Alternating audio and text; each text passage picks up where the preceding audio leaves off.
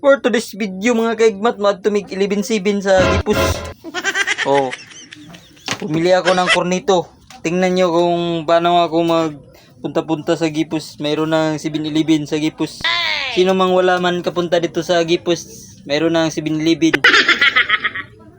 Oh, mag-bis muna ako. Okay, sakto na to mga attire ni pangmalakasan nga kaigmat. Okay, let's go boys! Okay mga kaigmat, nandito na ako sa Gipos mga kaigmat. Nakita niyo yung Gipos mga kaigmat? Yan ang Gipos mga kaigmat. Ang daming mga payong-payong mga kaigmat. Oh, nandito na ako sa sulod sa 7-Eleven. Kita niyo mga kaigmat oh.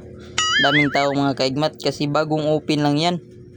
Oh, nandito na si Madam oh, nandiyan na sa pilahanan no. Pili-pili na sila dyan og mga ilang mga pagkaon ba.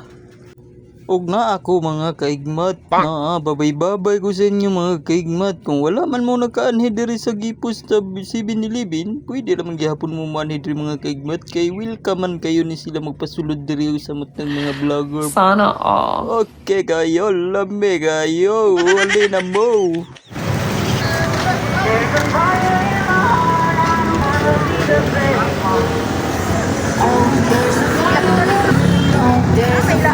Okay, nakapalit ra gyud ko kornito diri sa 7-Eleven sa Gipos. O wa mo kanhi, ali na mo. Bye-bye. Sus, wala pa lang yun yung mga kung mga solid supporters ba?